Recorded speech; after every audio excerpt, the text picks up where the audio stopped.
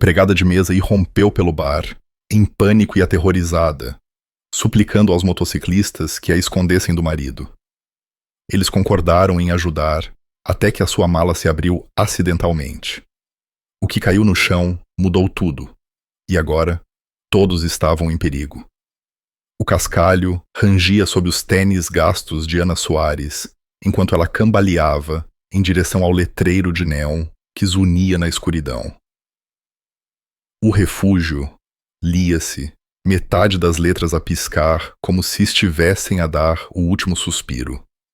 As suas costelas gritavam a cada passo, e o hematoma arroxeado, que se espalhava pela maçã do rosto, latejava ao ritmo do coração acelerado. Ela não devia estar ali.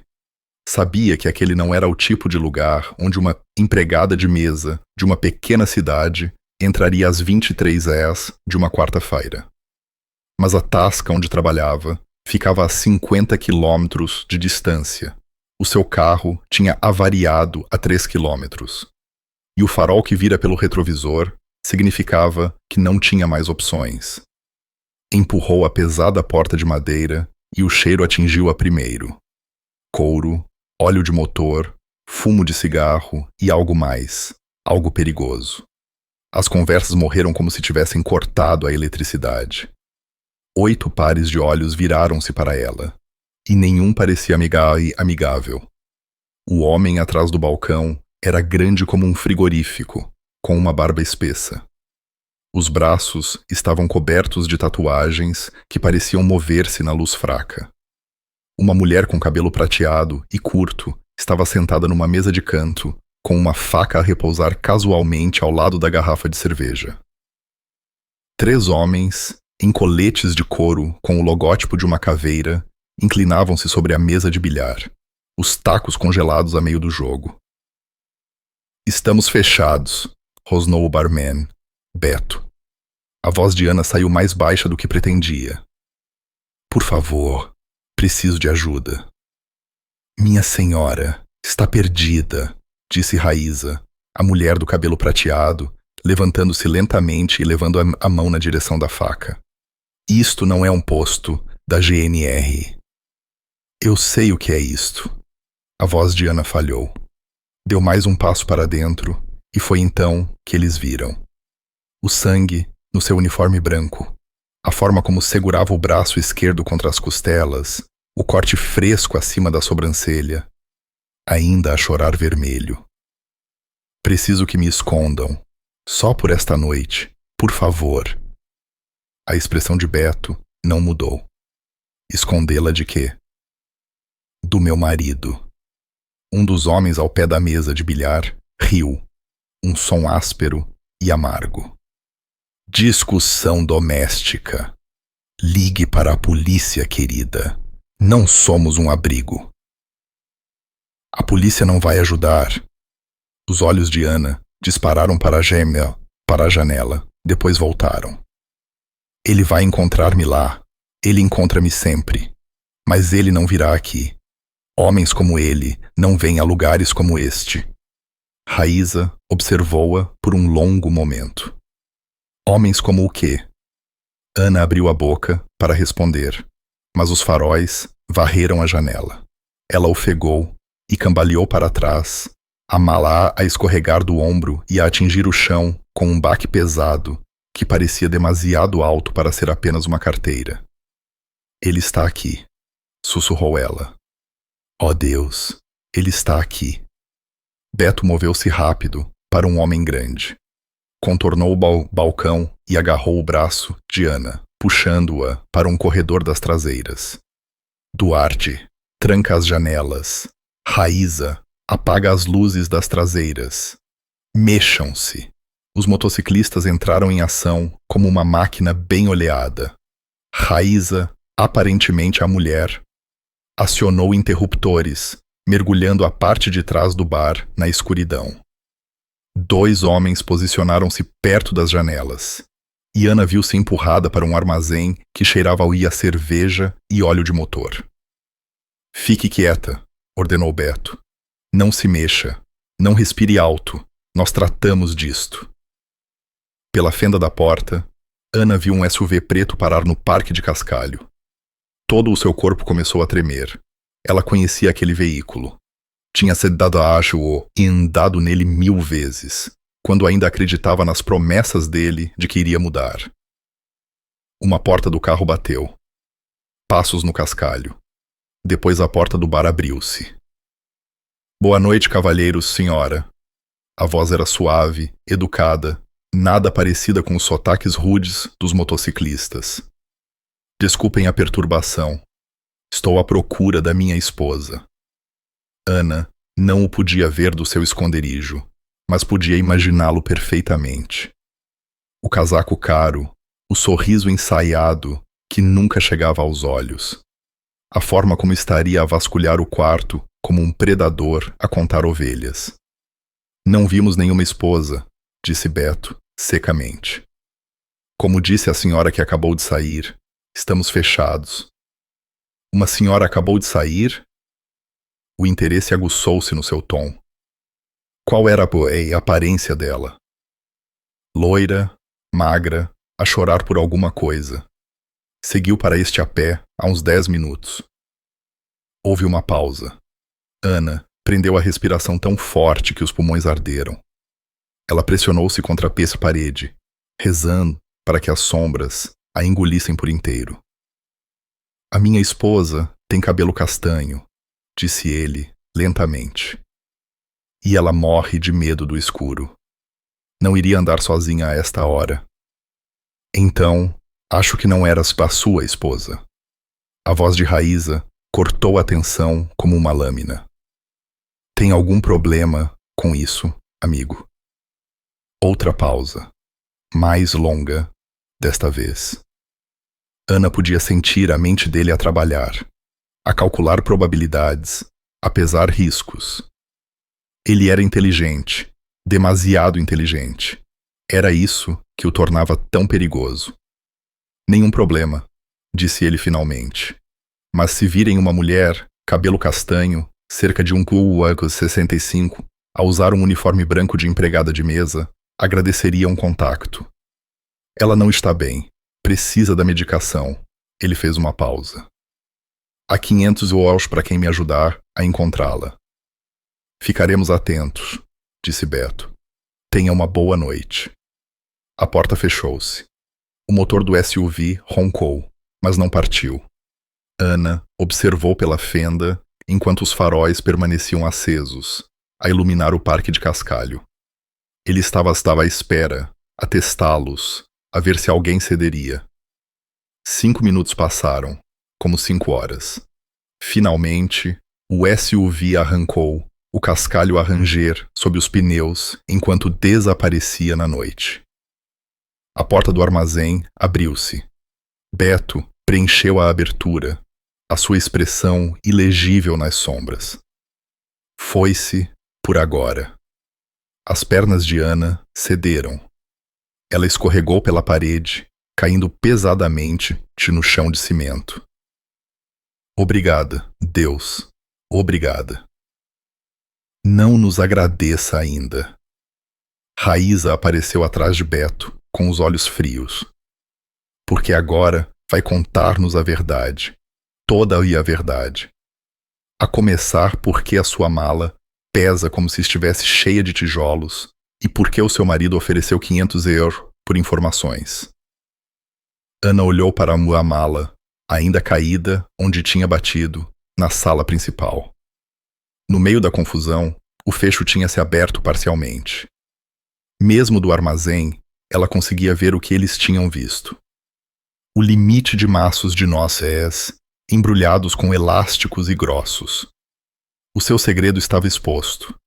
E, de repente, esconder-se do marido parecia o menor dos seus problemas. Os olhos de Beto apertaram-se. Minha senhora, que raio trouxe para o meu bar? Beto arrastou a mala de Ana pelo chão com a bota, sem tirar os olhos dela. O som da lona, a raspar, fez com que ela se encolhesse. Ela queria agarrá-la, enfiar tudo lá para dentro antes que pudessem ver, mas o corpo não se movia. Tigre, chamou Beto. Tranca aquela porta. Ninguém entra. Ninguém sai. Um homem enorme com uma cicatriz a percorrer o pescoço, tigre, rodou o ferrolho com um clique que soou como o fecho de uma cela de prisão.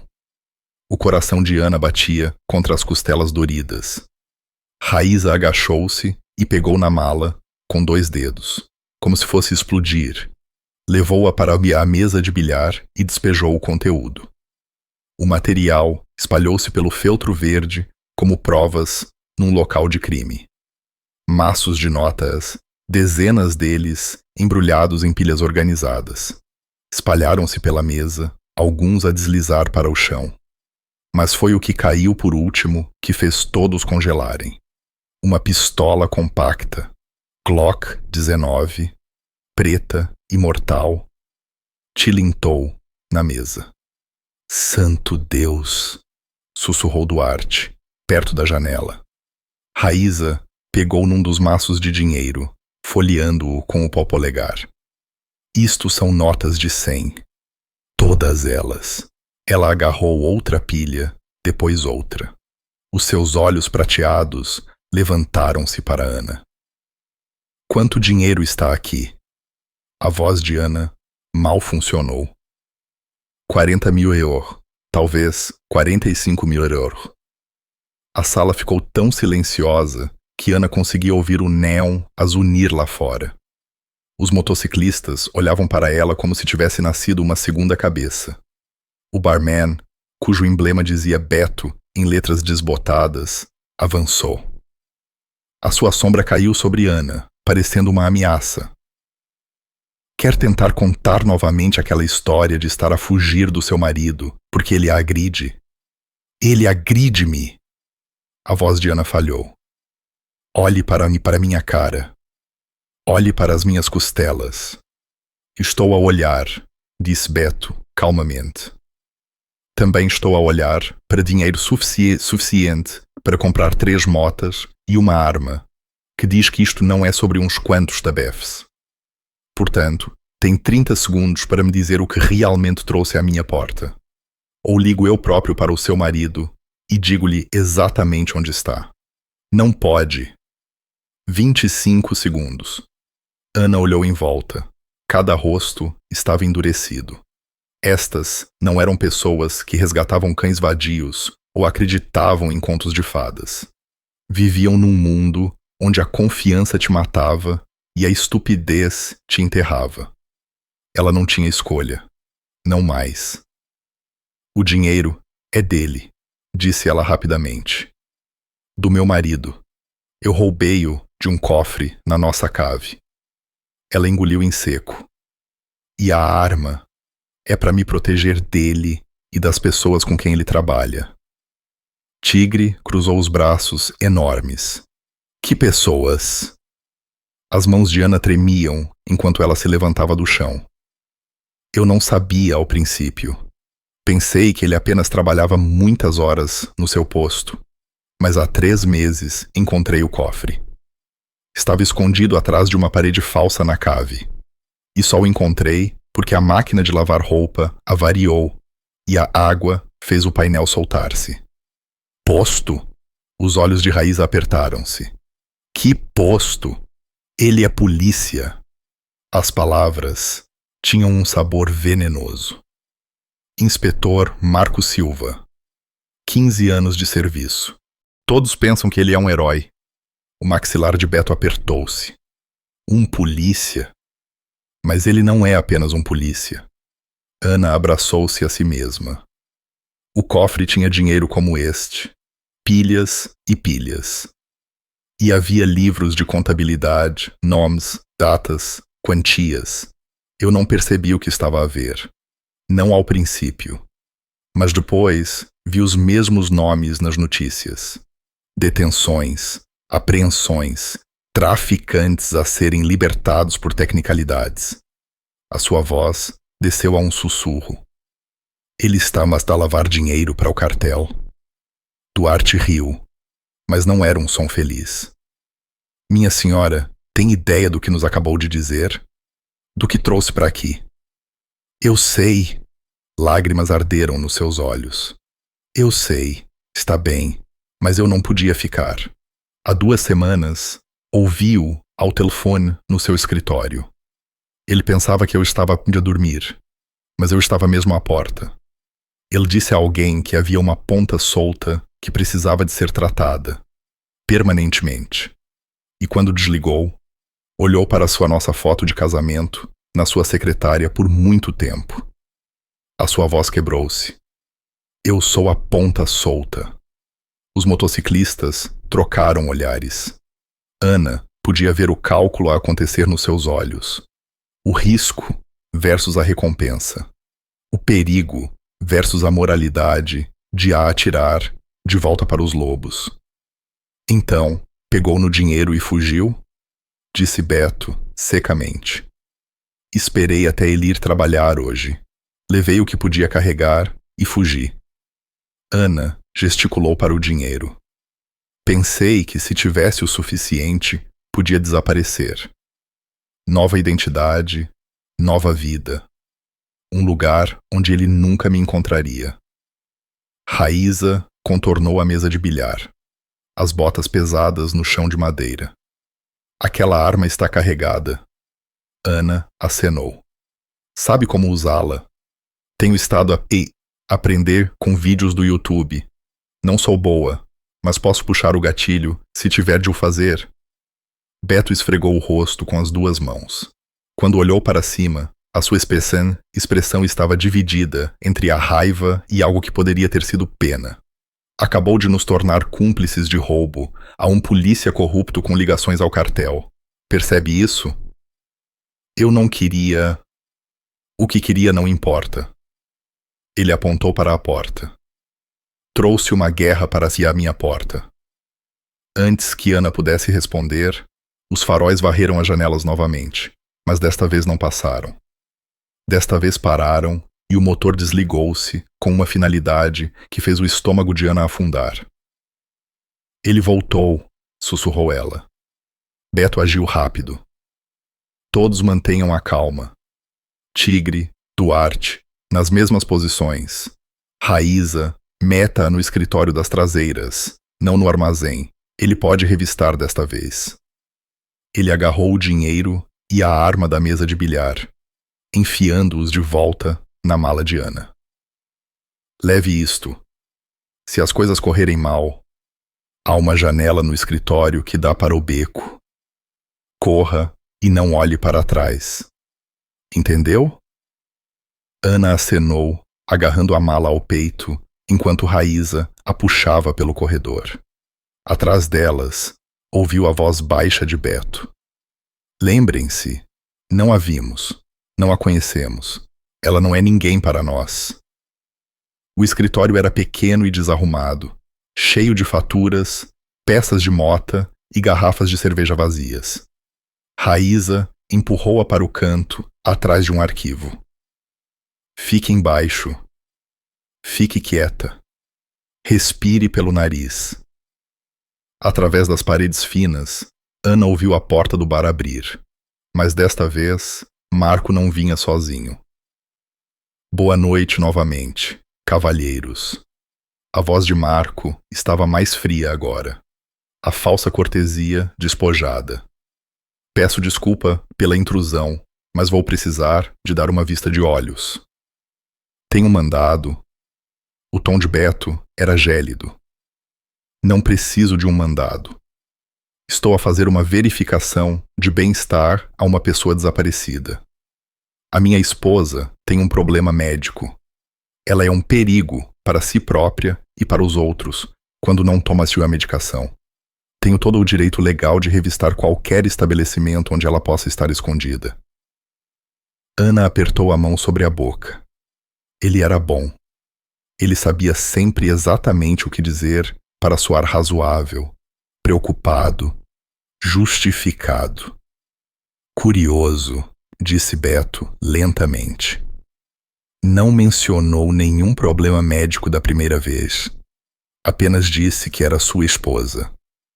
Eu estava a tentar ser discreto, mas a discrição não está a resultar, pois não? Passos moveram-se pelo chão. Então, vamos tentar a honestidade. A minha esposa roubou-me algo valioso, e eu quero-o de volta. Aí está, resmungou Raíza ao lado de Ana. A verdade. Como eu disse antes, não vimos ninguém. A voz de Beto não vacilou. Mas mesmo que tivéssemos, parece um assunto civil entre marido e mulher. Não é da minha conta. Ah, é muito da vossa conta agora. Algo metálico fez clique. Um som que Ana conhecia demasiado bem. Ele puxara a sua arma de serviço. Porque abrigar uma fugitiva é crime. Auxiliar e encorajar o roubo é crime. E obstruir uma investigação policial é crime. Portanto, a menos que queiram que feche este lugar e prenda todos os que aqui estão, sugiro que cooperem. Ana ouviu cadeiras a raspar. Os motociclistas estavam de pé, a espalhar-se. A tensão no ar era palpável. Está-o apontar uma arma a civis num estabelecimento privado, disse Beto, com a voz mortalmente silenciosa. Essa insígnia não o torna Deus. E ameaçar-nos foi um erro. Foi? Marco riu, mas não havia humor na risada. Acham que vim sozinho desta vez? Foi então que Ana os ouviu. Mais passos lá fora, portas de carro a abrir. Pelo menos 3, talvez 4. Pela janela do escritório, ela viu sombras a moverem-se no parque de estacionamento. Homens de roupa escura a espalhar-se pelo edifício. Raíza praguejou em voz baixa. Ele trouxe reforços. Tenho 6 agentes a cercar este edifício, gritou Marco. Todas as saídas estão cobertas. Então, é isto que vai acontecer. Vão trazer-me a minha esposa e eu vou esquecer que alguma vez vim aqui. Ou vou voltar com uma equipa tática e demolir este lugar tijolo por tijolo. A escolha é vossa. O corpo inteiro da Ana tremia. Ela tinha-o subestimado novamente. Ela subestimava-o sempre. E era assim que ele continuava a vencer. Mas então, Beto fez algo inesperado. Riu-se. 6 agentes, hein? Às 23h30 de uma quarta-feira, para uma verificação de bem-estar doméstica. As suas botas moveram-se pelo chão. Ora, isso é interessante, porque tenho um amigo que trabalha no sistema e aposto que, se lhe ligar agora, ele me dirá que não há nenhuma chamada oficial esta noite. Nenhum alerta, nenhum relatório de pessoa desaparecida, nada. Silêncio. Marco não esperava por aquilo. Então, vamos falar sobre o que está realmente a acontecer, continuou Beto. É um polícia corrupto à procura de algo que não pode denunciar como roubado porque o obteve ilegalmente em primeiro lugar. E esses tipos lá fora não são agentes, são rufiões, o que significa que não tem autoridade nenhuma aqui. É apenas mais um criminoso a tentar usar a força para conseguir o que quer. Está a fazer um inimigo muito perigoso, disse Marco suavemente. Junte-se ao clube, nós colecionamo-los. Mais silêncio. Depois, a voz de Marco, baixa e venenosa. Isto não acabou. Quando a encontrar, e eu vou encontrá-la, vou lembrar-me de todos os rostos nesta sala. De todos. E vão desejar ter cooperado. A porta bateu. O motor ligou. Os faróis varreram as paredes enquanto os veículos se afastavam, o cascalho a esvoaçar sob os pneus. Mas desta vez, Ana sabia que ele não estava a blefar sobre voltar. Raíza puxou-a de trás do arquivo. Vamos, precisamos de atirar daqui antes que ele se reorganize. Ana seguiu-a de volta para a sala principal, onde os motociclistas estavam em círculo apertado à volta de Beto. Todos os rostos estavam sombrios. Tigre quebrou o silêncio. Acabamos de entrar em guerra com o polícia e o cartel. Beto olhou para Ana, os olhos duros como pedra. Sim, entramos. O Motel Luar era o tipo de lugar que alugava quartos por hora e não fazia perguntas. pinturas de descascar, letreiro de vagas a piscar, e um recepcionista que mal tirou os olhos do telemóvel quando Raíza pagou o quarto 12 a pronto. Ana sentou-se na beira da cama, a olhar para o tapete manchado, enquanto os motociclistas enchiam o pequeno quarto.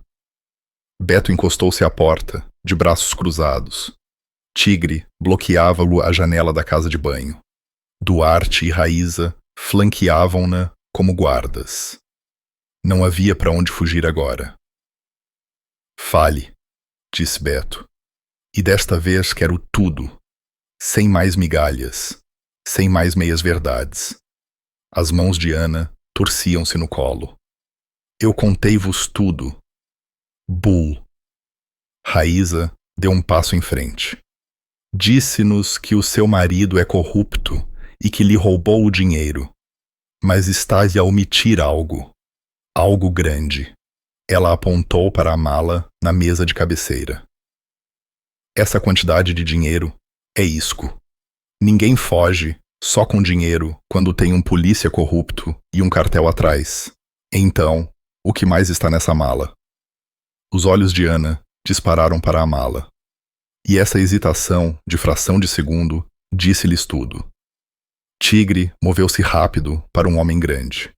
Agarrou a mala e despejou-a novamente na cama.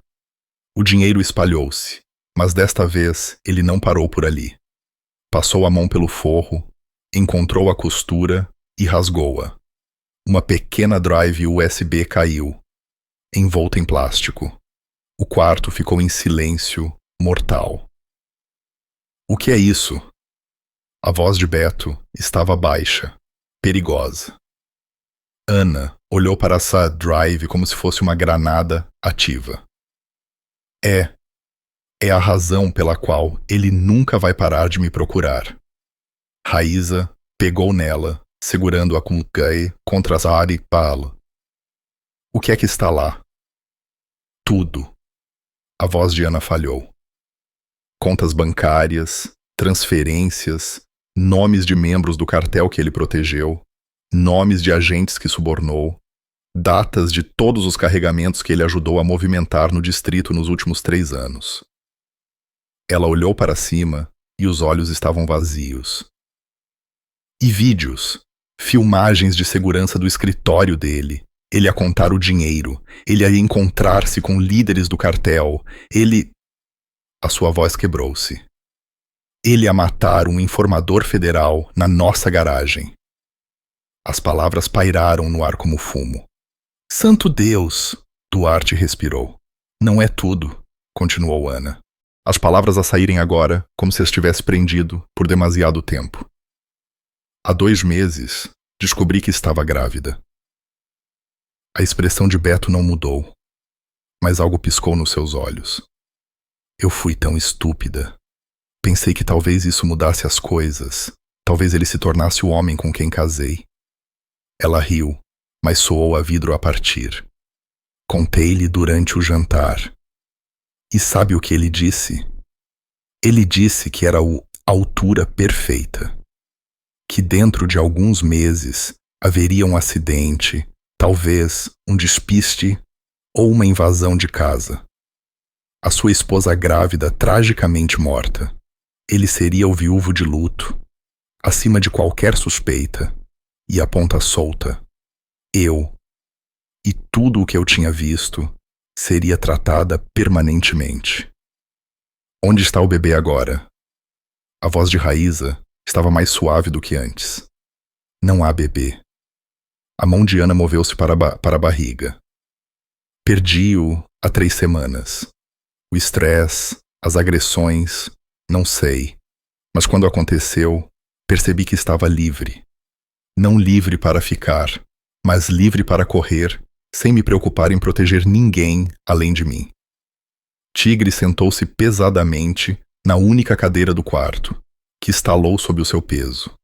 Então, copiou os ficheiros dele, roubou-lhe o dinheiro e fugiu.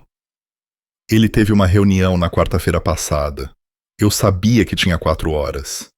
Encontrei o código do cofre no escritório dele. Tinha-o escrito num caderno. Consegue acreditar? Todo aquele planeamento cuidadoso e ele escreveu o código como uma lista de compras. Ela gesticulou para o drive. Copiei tudo do computador dele, levei o máximo de dinheiro que consegui carregar e saí. Nem sequer fiz uma mala com roupa. Apenas conduzi. Por que é que não foi a PJ? Perguntou Beto. Denunciá-lo. O riso de Ana era amargo. Acha que não tentei? Liguei para a delegação da PJ de uma cabine telefônica. Disse-lhes que tinha provas de corrupção. Sabe o que disseram?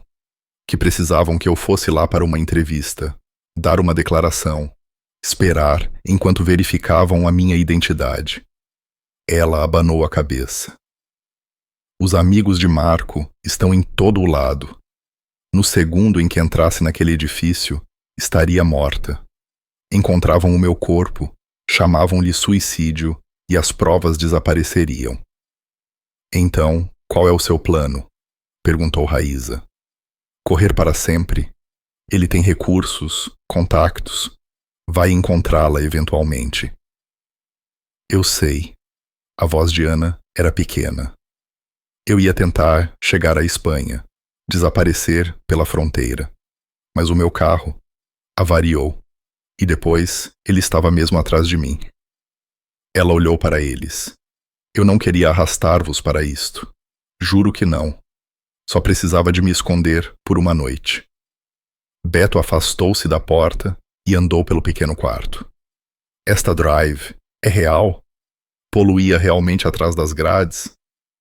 Poluía a ele e a outras 20 pessoas atrás das grades. Talvez mais. Há deputados ali, juízes. Não é só o Marco. É toda a rede. Duarte assobiou. É por isso que o cartel a quer morta. Não é apenas uma testemunha. É um evento de nível de extinção para toda uma operação deles. Sim, a voz de Ana era quase um sussurro. Sou. Beto parou de andar e olhou para cada um dos seus homens por sua vez. Uma conversa silenciosa aconteceu entre eles. Do tipo que vem de anos a andar juntos, a sangrar juntos, a sobreviver juntos. Finalmente, ele virou-se para Ana. Não vai para a Espanha. O seu coração afundou-se. Vão entregar-me? Não. O seu maxilar estava cerrado.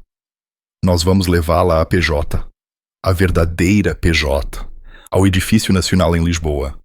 Mas vamos fazê-lo à nossa maneira, nos nossos termos, onde ninguém a consiga apanhar primeiro. Eles deixaram o motel às 4h da manhã, quando o mundo ainda estava escuro e as autoestradas estavam vazias. 3 motas. Beto a liderar na sua Harley preta, Tigre e Duarte a flanqueá-lo. Raíza seguia atrás, com Ana e Haan agarrada à sua cintura, a mala com a drive e o dinheiro amarrado ao peito de Ana como armadura. O plano era simples. Apanhar estradas secundárias para Lisboa, ficar fora das autoestradas principais e chegar ao edifício da Polícia Judiciária ao meio-dia. Entrar e sair antes que Marco pudesse mobilizar os seus homens. Mas os planos tinham a tendência de desmoronar. Estavam a andar há 2 horas quando a mão de Beto se levantou, o sinal para abrandar. À frente, na reta vazia da EN 109, uma carrinha de caixa aberta estava atravessada nas 2 faixas. 2 homens estavam ao lado, e mesmo à distância, Ana podia ver que não eram automobilistas avariados. É uma armadilha, disse Raíza ao ouvido de Ana, a voz mal audível por cima do motor. Agarre-se! Beto acelerou, a mota a rugir enquanto ele apontava para a estreita berma. Os outros seguiram, os motores a gritar, mas quando se aproximaram, a caixa da carrinha encheu-se de repente de homens, 4 deles a levantarem-se com armas. Baixa-te! Gritou Raíza. Tiros estilhaçaram o silêncio da manhã. As balas tilintaram no asfalto, a faiscar na luz cinzenta. Ana apertou-se contra as costas de Raíza, sentindo a mota guinar violentamente. O pneu traseiro de Beto explodiu e a sua mota entrou em derrapagem, faíscas a voar enquanto o metal raspava no pavimento. Ele caiu com força, a mota a deslizar por baixo dele. Tigre parou para o agarrar, puxando-o para as costas da sua mota. Duarte fez fogo de cobertura com uma pistola que tirou do casaco. 3 tiros rápidos que fizeram os homens na carrinha mergulharem para se esconderem. Mas estavam a chegar mais. 2 SUVs pretos rugiram por trás, encurralando-os. O fôlego de Ana prendeu-se. Estavam encaixotados numa reta de autoestrada vazia, sem onde se esconder. "Para fora da estrada!" gritou Beto, apontando para um caminho de terra que desaparecia na mata. Raíza rodou o acelerador e a mota guinchou para fora do asfalto, saltitando sobre o terreno acidentado. Ramos chicotearam os braços de Ana enquanto se metiam na floresta. As outras motas, logo atrás. Atrás deles, motores rugiam enquanto os SUVs seguiam. Mas os SUVs eram demasiado largos para o caminho estreito. Ana ouviu o ranger de metal contra as árvores, gritos raivosos e depois tiros novamente, disparos descontrolados que se desviaram enquanto os veículos lutavam para navegar no terreno. As motas tinham a vantagem ali. Passavam entre árvores, saltavam por cima de raízes e cortavam a vegetação rasteira como se tivessem sido feitas para isso. Gradualmente, o som da perseguição desapareceu. Saíram numa antiga estrada de serviço e não pararam até terem posto 8 quilômetros entre si e o local da emboscada. A mota de Beto tinha ficado para trás, avariada na autoestrada. O seu casaco de couro estava rasgado, o sangue a escorrer pela manga. "Quão mal?" perguntou Raíza, enquanto Soromum se reuniam numa clareira. "Vou sobreviver", gemeu Beto, enquanto o tigre lhe examinava uma ferida no braço. Mas alguém lhes disse exatamente onde estaríamos. O estômago de Ana gelou. Eles não podiam saber. Não dissemos a ninguém. Exatamente. Duarte olhava para o telemóvel. Não dissemos a ninguém. Então, como é que montam uma emboscada na estrada exata que apanhamos? Os olhos de Raíza apertaram-se. A não ser que nos estejam a rastrear.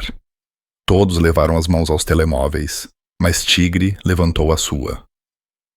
Esperem, não os telemóveis. O seu olhar fixou-se em Ana. O dinheiro! Ana agarrou a mala com mais força. O quê? O dinheiro. O seu marido é polícia, um paranoico. Tigre estendeu a mão para a mala. Deixe-me ver. Com as mãos trêmulas, Ana entregou-a. Tigre despejou os maços e começou a examiná-los um por um, apalpando as bordas, verificando os elásticos. No 7º maço, ele parou. Aqui. Ele puxou o elástico para revelar um pequeno disco preto, não maior do que uma moeda de 20 cêntimos, pressionado entre 2 notas de 100 euros. Localizador GPS, grau militar. A perceção atingiu-os a todos de uma só vez.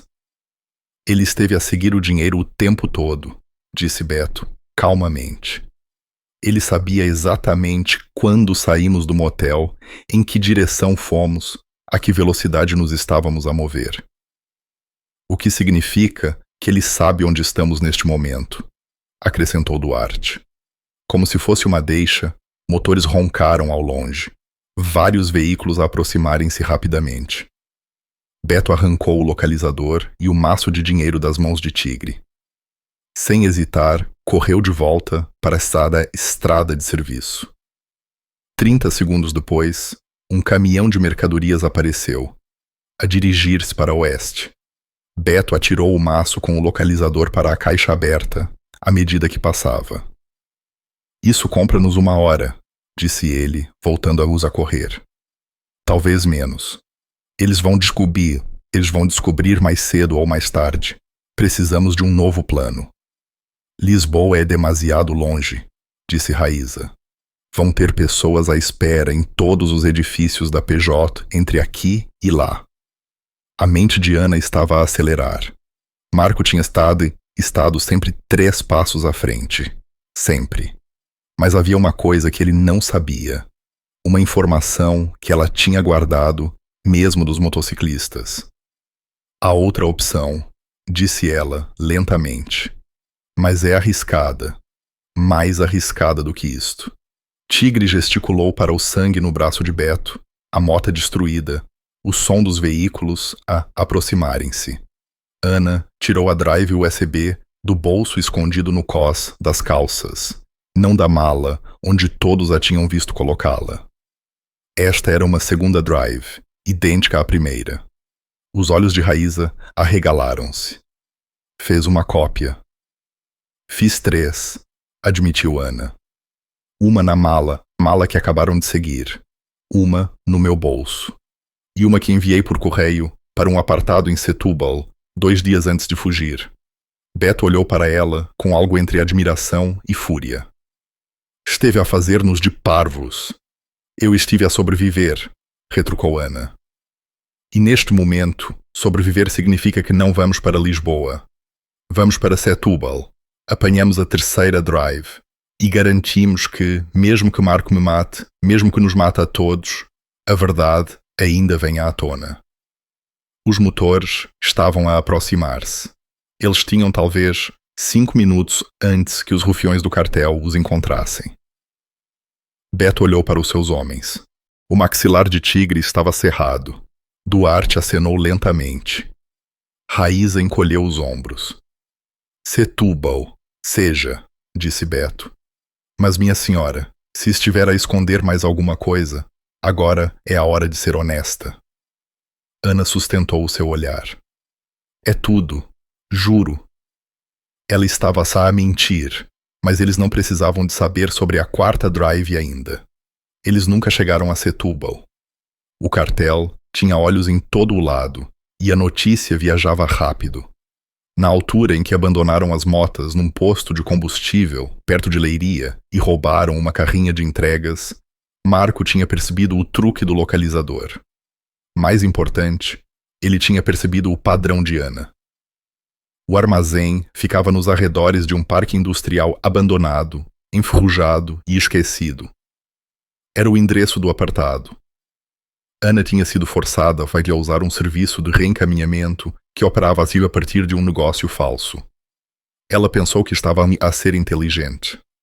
Marco pensou 3 passos à frente. Eles souberam que algo estava errado no momento em que pararam. O edifício estava demasiado silencioso. Sem vento, sem pássaros, nada. Apenas um silêncio opressor que fez a pele de Ana arrepiar. É uma armadilha, disse Raíza secamente. Claro que é uma armadilha. Beto verificou a sua pistola, a única arma que lhes restava após a emboscada na autoestrada. Mas estamos sem opções. Aquela drive é a nossa única alavanca. Ana olhou para as portas do armazém. Podemos ir embora, encontrar outra maneira. Não há outra maneira, disse Duarte. Temos o cartel atrás de nós. Polícias corruptos à nossa frente e 2 drives que são inúteis sem a terceira. Ou entramos e apanhamos, ou estaremos mortos ao pôr do sol. Tigre estalou os nós dos dedos. Então, vamos acabar com isto. Eles moveram-se como uma unidade. Beto à frente com a arma, os outros a flanqueá-lo. A porta do armazém estava destrancada. Outro mau sinal. No interior, o espaço era cavernoso e escuro, cheio de contentores vazios e maquinaria esquecida que projetava sombras retorcidas na luz fraca que se filtrava pelas janelas partidas. Ana. A voz ecoou de algum lugar no fundo do armazém. Marco. Eu sei que estão aqui. Eu sei quem está convosco. E sei o que vieram buscar. Beto levantou a arma examinando as sombras. Vou simplificar, continuou Marco. Vocês têm algo de que preciso. Eu tenho algo que vocês querem. Vamos fazer uma troca. O que é que pode ter que nós queiramos? Gritou Ana, a voz a tremer. A vossa liberdade, as vossas vidas. Vão-se embora agora. Deixem as drives e eu esqueço que isto alguma vez aconteceu. Os motociclistas voltam para o bar deles. Você desaparece para onde quiser e todos vivem. Raíza riu asperamente. Acha mesmo que somos assim tão estúpidos? Eu acho que estão desesperados. E pessoas desesperadas fazem acordos. Movimento nas sombras. Pelo menos 6 homens, talvez mais, a cercá-los de múltiplas posições. Os motociclistas apertaram-se, de costas uns para os outros. Subitamente, muito conscientes de quão em desvantagem estavam. Então, Marco surgiu à vista, a arma em punho, mas apontada para o chão. Ele parecia exatamente de como Ana o tinha descrito. Bonito, composto, um inspetor condecorado em todos os aspectos. Atrás dele, 3 homens em equipamento tático seguravam espingardas de assalto. Olá, Ana, disse ele, suavemente. Tem me dado bastante que fazer. O corpo inteiro de Ana tremia, mas ela obrigou-se a ficar direita. Ia matar-me. Só me deixou uma escolha. Ele abriu as mãos como se tudo fosse muito razoável. Roubou a pessoas que não perdoam roubo. Tornou isto pessoal, quando sempre foi apenas negócio. Assassinou um informador federal na nossa garagem. Planeou simular a minha morte. Eu protegi o meu investimento. O nosso investimento. A sua voz endureceu. Aquele dinheiro construiu a nossa casa. Pagou o seu carro. Manteve-a numa ignorância confortável enquanto eu fazia o trabalho sujo. Você beneficiou tanto quanto eu. Eu não sabia. Não quis saber, cortou Marco. Mas sabia que algo estava errado. Sabia e não fez perguntas, porque a vida era demasiado boa. Ele deu um passo mais perto. Portanto, não fique aí a fingir ser uma vítima inocente. Foi cúmplice no momento em que aceitou o primeiro presente comprado com dinheiro sujo.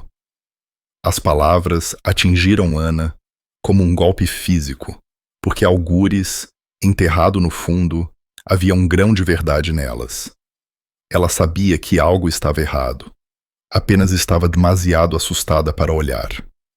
Beto levantou a sua arma, apontando para o peito de Marco. Chega de conversa. Quer as drives? Venha buscá-las. Marco não se encolheu. Estás a segurar uma arma contra 6.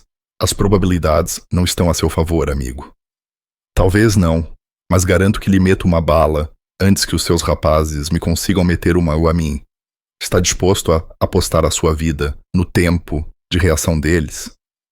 Pela primeira vez, a incerteza pairou no rosto de Marco. Ele era um homem que controlava todas as situações, que tinha sempre a vantagem. Ser ameaçado não fazia parte do seu guião. A outra opção, disse Ana de repente. A sua mão moveu-se para a mala, tirando não uma, mas 2 drives. Quer estas? Aqui está o acordo. Deixa-os ir. Ela apontou para os motociclistas. Todos eles saem daqui vivos. Em troca, dou-lhe as 2 drives e eu fico. Ana, não! Começou Raíza. A escolha não é sua, disse Ana, a voz firme pela primeira vez em dias. Isto sempre foi entre ele e eu. Marco estudou-a a calcular. As 2 drives. Como é que sei que não há mais? Porque estou cansada de fugir, disse Ana. Estou cansada de ter medo. Quer matar-me? Ótimo.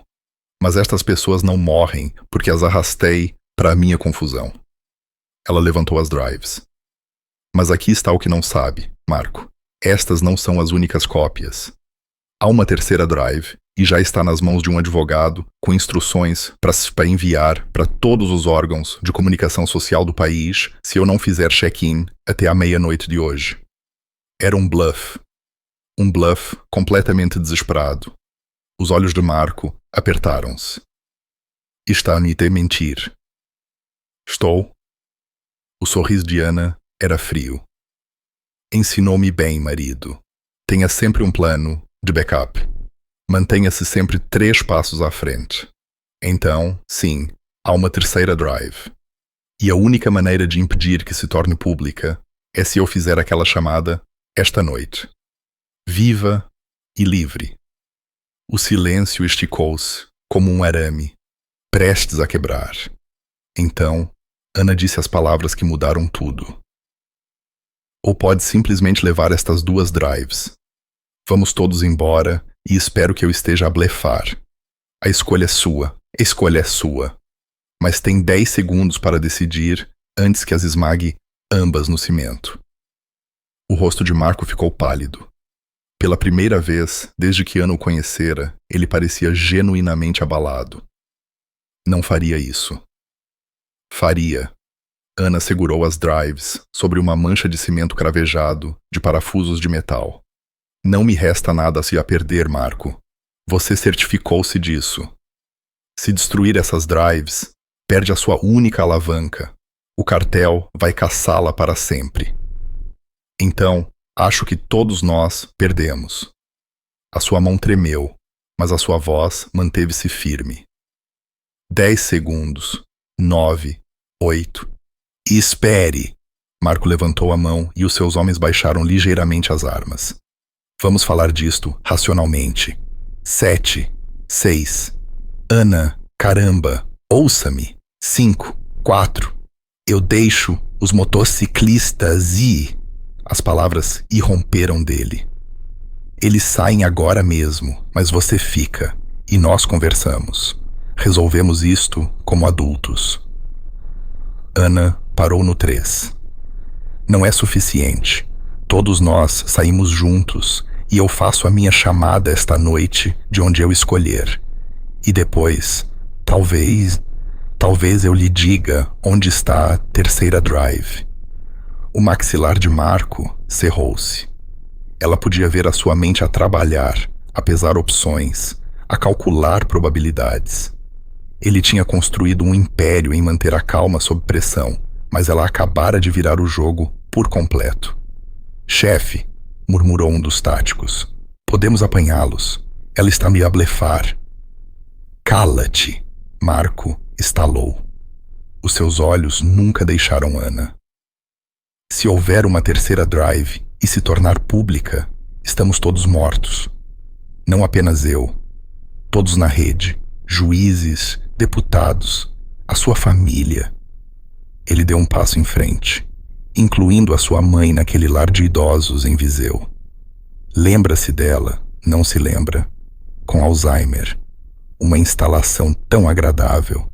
Seria uma pena se algo acontecesse. O tiro estalou pelo armazém como um trovão. Marco cambaleou para trás, agarrando o ombro. O sangue escorria entre os dedos enquanto ele olhava para Beto em Choyek. A arma do motociclista ainda estava levantada, o fumo a enrolar-se no cano. Acabou de ameaçar uma idosa confusa, disse Beto calmamente. Isso foi um erro. O caos irrompeu. Os táticos levantaram as armas, mas Tigre já estava em movimento. Ele agarrou numa corrente enferrujada, pendurada no teto, e balançou-a como um mangual medieval, acertando num homem na cara. Duarte derrubou outro, e eles caíram num emaranhado de membros. Corre! Gritou Raiz a Ana, puxando-a para a saída das traseiras. Mas os olhos de Ana estavam fixos em Marco, que puxara a sua arma suplente. Apesar do sangue que jorrava do ombro, ele estava a apontar para Beto, o dedo a apertar o gatilho. Sem pensar, Ana atirou uma das drives. Acertou em Marco na cara estilhaçando-se em pedaços de plástico e circuitos. O seu tiro saiu descontrolado, tilintando num feixe de metal. Aquela era uma drive falsa, gritou Ana. As verdadeiras já foram. Era a verdade. As duas drives que ela tinha avistado assegurar eram iscos em branco que ela tinha preparado exatamente para esta situação. A verdadeira segunda drive estava colada debaixo do banco da carrinha roubada lá fora. O rosto de Marco contorceu-se com raiva e dor. O punho de tigre acertou-lhe no maxilar e Marco caiu com força. Mexam-se, mexam-se, mexam-se. Beto estava a empurrá-los em direção à saída, enquanto mais tiros irrompiam. Um dos homens do cartel tinha chamado por reforços. Ana podia ver mais veículos a parar lá fora através das janelas partidas. Eles irromperam pela saída traseira para a luz ofuscante do sol. A carrinha estava a 50 metros de distância através de um terreno vazio, mas bem que podia ter sido 1 quilômetro. Balas levantavam terra à volta dos seus pés enquanto corriam. Tigre caiu primeiro, agarrando a perna. Vão, eu atraso-os o máximo possível. Beto voltou atrás, puxando o homem grande e meio que o carregando em direção à carrinha. Raíza chegou primeiro, puxando a porta do condutor. Chaves! Onde estão as chaves? Aqui! Duarte atirou-as de 10 metros de distância. Elas planaram no ar, em câmara lenta, e Raíza apanhou-as com uma mão. O motor rugiu, enquanto se amontoavam lá dentro. Balas perfuraram os flancos finos de metal, e Ana sentiu uma passar tão perto da cabeça que sentiu o vento. Duarte estava a sangrar algures. Tigre estava a praguejar constantemente, e a ferida de Beto tinha reaberto, mas estavam vivos. Raíza acelerou, a carrinha a derrapar enquanto atravessavam o terreno em direção à estrada de acesso. Atrás deles, o armazém estava a ser invadido por homens, mas eles eram demasiado tarde. Para onde? Gritou Raíza, por cima do motor a gritar. Ana pegou no seu telemóvel, um de recurso que tinha comprado no posto de combustível. Edifício da PJ, Lisboa, mas não a entrada da frente. Ela abriu um contacto que tinha programado há 2 dias, quando ainda fingia que podia sobreviver a isto. Eu conheço alguém, uma agente. Ela deve-me um favor de antes de Marco se corromper. Se a conseguirmos contactar, ela consegue meter-nos por uma entrada segura. Ela ligou. O telefone tocou 1 vez, 2, 3 vezes. Atende, atende, atende, sussurrou Ana. Ao 4º toque, uma voz feminina atendeu. Aqui é a agente especial, Sara Nunes. Sou Ana Silva. Lembra-se de mim? Preciso da sua ajuda. Estou a chegar e trago tudo, mas Marco vai tentar impedir-me. Ana, mais devagar. A chegar onde? Edifício da PJ de Lisboa. Tenho provas. Corrupção, lavagem de dinheiro, homicídio, mas preciso de proteção. Proteção a sério. Consegue fazer isso? Uma pausa. Em quanto tempo pode estar aqui? 2 horas, talvez menos. Venha para o parque de estacionamento subterrâneo, nível 3, secção C. Terei uma equipa à espera. E Ana, não pare por nada. Se Marco souber que estás a vir, ele terá todos os policiais corruptos entre aqui e lá a tentar detê-la. A chamada terminou. Beto olhou para Ana pelo retrovisor. Confia nela? Eu já não confio em ninguém, admitiu Ana. Mas ela é a única chance que temos. A emboscada deu-se na autoestrada A1, 25 quilômetros fora de Lisboa. 2 viaturas da polícia NSC mandaram-nos parar, com as luzes a piscar. Mas Ana tinha aprendido a ler os sinais, a forma como bloqueavam ambas as faixas, a forma como os agentes se aproximavam com as mãos já nas armas, a forma como nenhum deles comunicava por rádio. Os homens de Marco, disse Beto secamente. O que fazemos? A voz de Duarte estava tensa de dor. A sua ligadura improvisada estava encharcada. Ana tomou uma decisão. Agarrou na drive verdadeira por baixo do banco e meteu-a no sutiã. Depois, pegou no telemóvel e iniciou uma gravação de vídeo, encostando-o ao painel. Vamos dar-lhes um espetáculo, disse ela. Quando o primeiro agente chegou à janela, Ana estava pronta. Ela baixou-a, as mãos visíveis, e falou claramente para a câmara do telemóvel. Agente, pode dizer-me o seu número de crachá e de que departamento é? Os olhos do polícia desviaram-se para o telemóvel. A hesitação cruzou o seu rosto. O que quer que Marco lhe tivesse dito para fazer não funcionaria se estivesse a ser gravado e potencialmente transmitido ao vivo.